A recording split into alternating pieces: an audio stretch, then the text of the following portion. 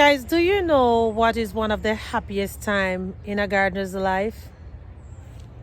Let me show you what it is.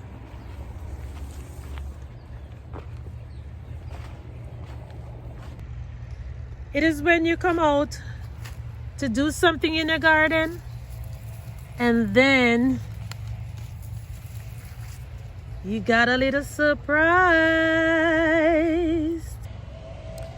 And for that reason, in today's video, I am going to be sharing with you some essential plant care tips for growing in containers. So if you are new here, I am the Glades Garden Girl over here in Zone 10A, Florida. Let's get into this video. Number one plant care tip when growing in containers is to choose the right containers. Containers come in a variety of sizes, shapes, and even colors. The size of your containers must be appropriate for the size of your plants. Always ensure that your containers have enough drainage holes in them to prevent water logging and to prevent root rot if a plant should be overwatered.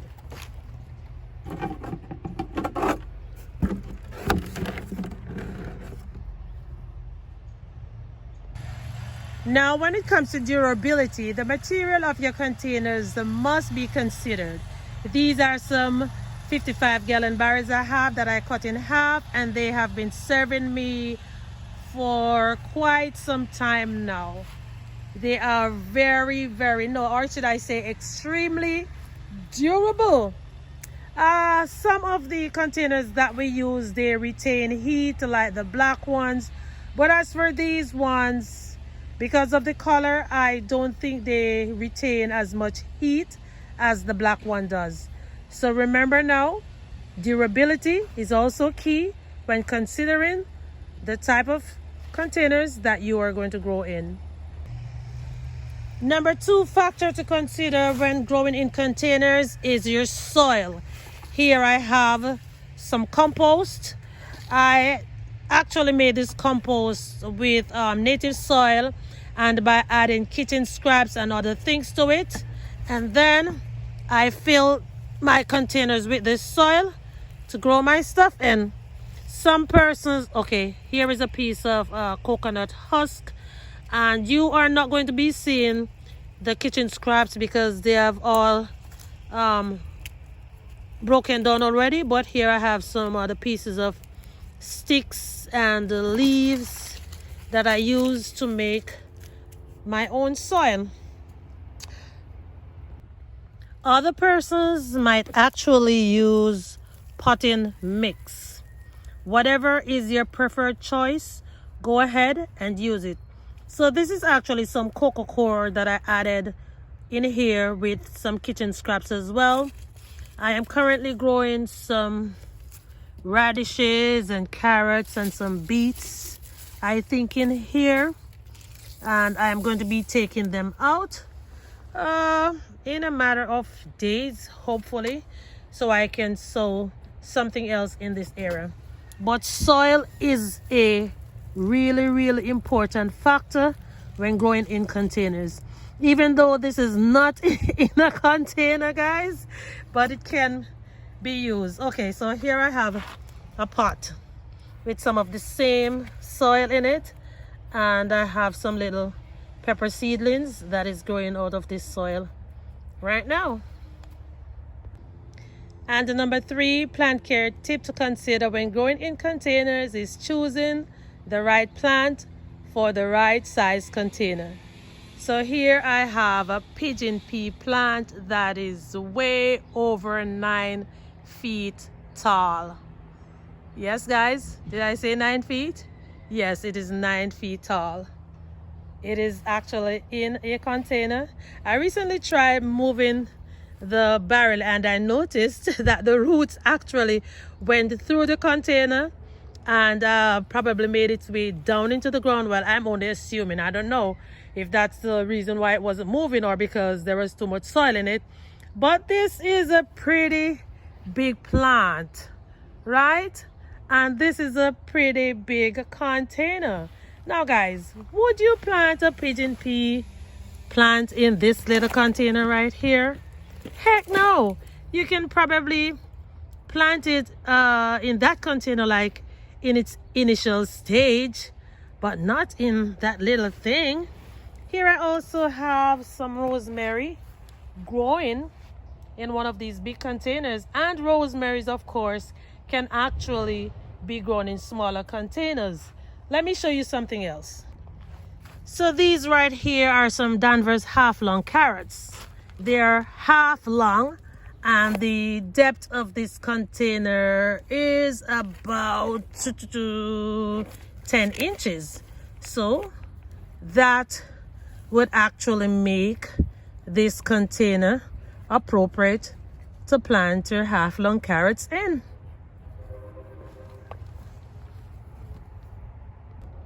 Another example is this 5-gallon bucket right here, and I am currently growing a cauliflower in this 5-gallon container.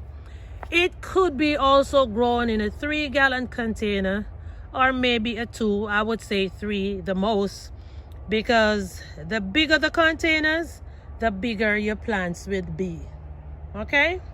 And I also have a bell pepper growing in this container as well. Number 4 plant care tip is proper watering. I mostly use rainwater to water my plants, and this here is a 55-gallon barrel with this pipe attached to it to catch rainwater whenever it rains. I have quite a few of them. I have 3 in this area and some more in other places.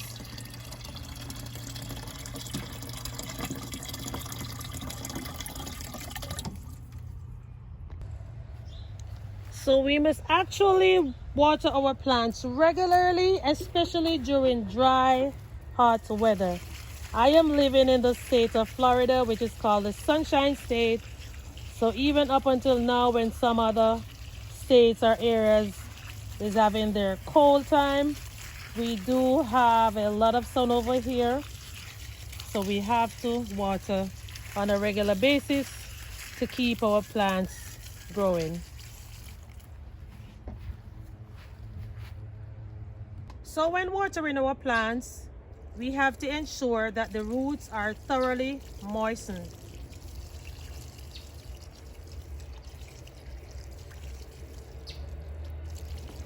And do not overwater your plants, because this can cause root rot. Number 5 plant care tip, fertilization. In this container here, I have some kitchen scraps. That's banana peels, carrot peels, whatever peels you have in your kitchen. You can put it in a 5-gallon bucket or a container like this with a pipe cork added to it. You can put it in your small watering jug like this to water your plants. So some persons actually use liquid fertilizers, like what I just used or the one purchased at the store, while some will use manure like horse manure, cow manure, rabbit manure, or chicken manure. I really prefer to use this type because I am really scared of using the animal manures. I think I'm going to be trying the rabbit manure or the chicken manure one of these days though. And some of them do burn the plants, guys, so you have to be very careful when you are using the animal manure. And if you are going to be using the manure that you purchase at the store, please ensure that you follow the instructions on the label as I stated. to prevent the plants from being burned. And do not over fertilize the plants, as this can affect the roots as well. So number 6 factor to consider when growing in containers is sunlight. I have this Scotch bonnet pepper right here, and this location is in the direct sunlight. Most plants need at least 6 hours of sunlight per day, so the containers must be placed in a location that receives adequate sunlight. If your plants are not getting enough sunlight, they may become leggy and also become weak. So remember guys, location is very, very essential. Next on the list is disease and pest control. I have been struggling with these white flies for some time now, guys. It has really been a challenge to get rid of these white flies. I have actually used the soapy water in the past. So what I would do, I would just come out and check the back of the leaves to see if there is any insect or pest on them, and then I will spray them thoroughly. And do not make the portion too strong that it will affect or burn your plants. Okay, so spray it thoroughly, check it thoroughly. Some insects can easily be washed away with water, and as you go along you can remove any infected or damaged leaves from the plant. So as it relates to pesticides, guys, you can use organic or chemical pesticides. I only use like whatever I make at home, that's homemade. So currently I am using the soapy water, and right now I have on my stove some garlic water that I am going to be using to spray the insects and the white flies as well. We are now at number 8, and we are going to be talking about deadheading the plants. So we must remove the spent flowers, and the spent flowers are flowers that have withered or fallen off after blooming.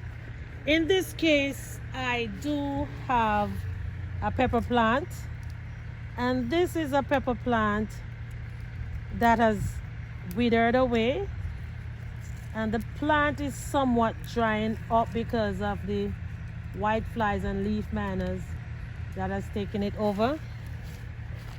So here is one of the plants that you would take off. That is called deadheading. Let me see if I can catch this other one. And here is another one, guys. See, you see how easy this plant was to break? Because it's actually dying.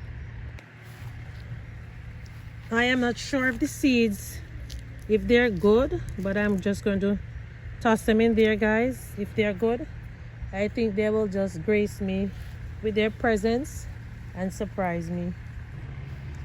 So guys, when we do things like deadheading and take off the leaves that is drying up on a plant, this is what it does. It allows the plants to focus on putting out new growth. You see all these little flowers right here, new flowers? This is actually new growth. It is not a result from me just taking off those two bad peppers, you know. But that's actually one of the benefits. Whenever you have a plant that is withering up, you can just deadhead it, and then it will start putting out new growth. Okay, so I am very eager to see these fruits on this plant. I should be coming back out sometime today to take off some more of the leaves, because this is something that I have been practicing for some time now.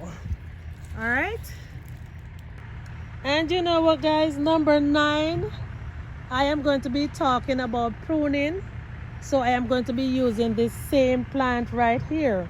So our plants must be pruned to maintain the shape and encourage a bushier growth. Remove any dead or damaged branches from the plant, and that's exactly what I'm going to do now.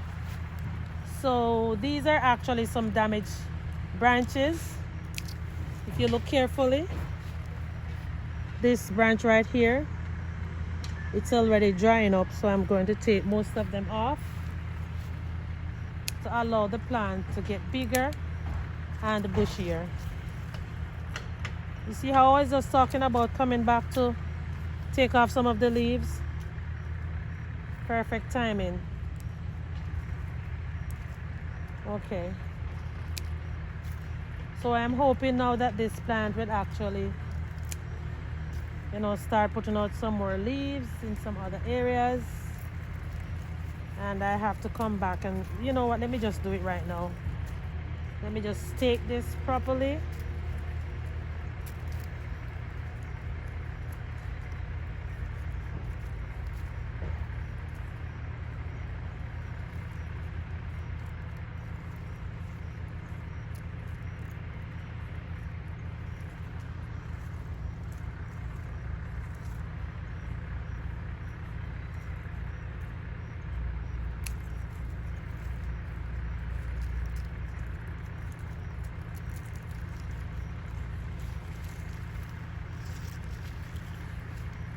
And if there is no insects or disease on the leaves that you took off, you can just throw them back in your container for compost.